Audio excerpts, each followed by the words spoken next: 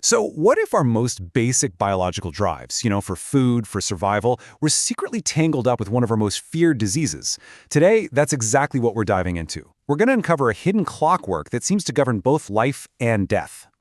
And it all kicks off with this really simple but kinda profound idea.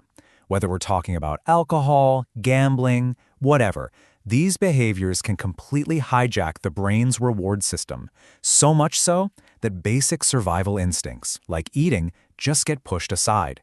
And this isn't just about skipping lunch, we're talking about plunging the body into a state of chronic nutritional crisis. And right there, that leads us to a huge puzzle. How can the exact same root cause, this profound act of forgetting to nourish yourself, lead to two totally different disasters? In young people, it can cause devastating bone fractures. But in older people, it can lead to cancer. How on earth is that possible? Well, to get it, you have to look at how the body's priorities change over a lifetime. When you're young, your body is in what's called an anabolic phase. Think of it like a construction site. It's all about building bone, muscle, a strong physical frame. So what happens if you starve a construction site of materials? The building ends up weak. It collapses. But later in life, the priority shifts. It's not about building anymore. It's about maintenance. Your body is constantly making repairs, fixing little errors in your DNA. And if you starve the repair crew, the whole system fails. And that systemic failure, that's cancer. This is the desperate state the body gets forced into. It's called a catabolic state. See, when your body is starved of energy and protein, it has no choice but to start eating itself for fuel. I mean, literally, it will dissolve its own bone and muscle just to get the raw materials it needs to keep the heart beating and the brain running. It's a survival mechanism that ends up destroying the very thing it's trying to save. The building analogy really makes this crystal clear. Think about it. Chronic nutritional neglect means the supply truck with all the protein and minerals, it just never shows up. In youth, that means shoddy construction. You get weak bones. But later in life, the problem's different. The enzymes that are your DNA repair crew, well, they're made of protein too. No materials means no repair crew, and so the daily damage to your DNA just piles up and up until the whole system collapses. Okay, so let's zoom way in, down to the molecular level, and see how this damage actually happens. We're going to use the female hormone estrogen as our example here, because its journey through the body shows us exactly where everything breaks down. So, let me introduce you to the villain of this part of the story, the estrogen quinone. Now, this isn't normal estrogen. It's a toxic, twisted version that gets made when the body's cleanup system fails. You can think of it as a normal hormone that's been warped into a weapon, a molecule that can literally shred our DNA. Here's how it's all supposed to work. After estrogen does its job in the body, it heads over to the liver to be detoxified and thrown out. And the liver has this brilliant system for it. It uses a specific set of tools to safely package up that used estrogen so it can be flushed right out of your body. When it works, it's clean, it's efficient, and it's perfectly safe. And if we peek inside that biological toolkit, what do we find? The essential tools.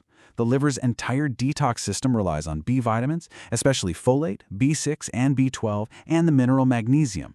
These are not optional upgrades, They are the absolute non-negotiable wrenches and screwdrivers the liver has to have to safely take apart used hormones. But here's the cruel twist. The very behaviors that cause this whole mess, like alcoholism or severe self-neglect, are famous for aggressively draining the body of these exact nutrients. So the tools are literally being stolen from the toolbox right when the most critical repair job in the body needs to get done. So what we're left with are two completely different fates for estrogen. On one side, if you have the proper nutrient tools, estrogen gets safely converted into harmless waste. Easy. But on the other side, when those tools are missing, the detox process just stalls out and goes haywire. The assembly line breaks, and the estrogen gets converted into those toxic quinones we just talked about. A healthy hormone becomes a poison.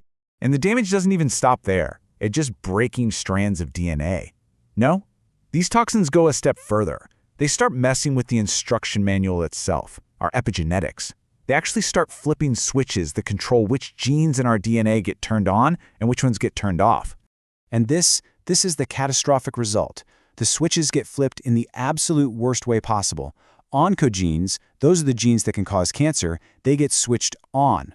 And at the exact same time, our tumor suppressor genes, like the famous BRCA1 gene that helps protect us from breast cancer, get switched off. It's like the accelerator is slammed to the floor and the brake lines are cut, all at the molecular level. All right, now let's zoom all the way back out. We've seen how this disaster happens inside a single cell, but what does it look like when we look at millions of people all at once? We're about to go from the microscopic to the massive, and this is where the story takes a truly shocking turn. So let me ask you a question that sounds kind of crazy. We tend to think of cancer as this random, chaotic disease, right? But what if it had a rhythm, a season? Could something like cancer actually be tied to the calendar, just like the flu or seasonal allergies? Just look at this graph. This is nationwide death data for 3 different hormone-sensitive cancers. You've got prostate in blue, ovarian in orange, and breast cancer in green. And they all do the exact same thing. They spike, and I mean dramatically, every single November, year after year. This is not a coincidence. This is a synchronized, hidden rhythm of death. But why November? Okay, time to solve the mystery. We're going to connect all the dots now. The nutritional neglect, the toxic hormones, and this unbelievable November peak. It all fits together into one unified theory of life and death. The answer, amazingly, is testosterone. Study after study has shown that here in the Northern Hemisphere, both men and women experience this natural, ancient biological surge in testosterone that peaks every autumn right around October and November. It seems to be a leftover piece of our species' seasonal mating cycle. And right here, you can see the 2 faces of that hormonal surge. It's profound. In young, healthy people, that autumn hormone peak boosts fertility. And if you count forward 9 months from that peak, you find a corresponding peak in births every single August. But in older, vulnerable people, the ones whose defenses have been worn down by a lifetime of nutritional issues, that same hormone surge acts like gasoline on a fire for cancer growth. So here's the bottom line. For vulnerable people, this totally natural hormone pulse becomes the final trigger. For men with prostate cancer, the extra testosterone is direct fuel. For women, that excess testosterone gets converted into more estrogen, which, in a body that doesn't have the tools to detoxify it properly, just becomes a flood of those toxic, DNA-damaging quinones. The very same biological rhythm that sparks new life is the same one that pushes a compromised system right over the edge. And that just leaves us with this one final, fascinating thought. The fact that our conception rates and our cancer mortality rates seem to dance to the exact same seasonal beat is just incredible proof that we are still deeply connected to the planet's rhythms. So, if our most fundamental cycles of birth and death are following the calendar, what other deep, hidden patterns are guiding our biology, just waiting for us to discover?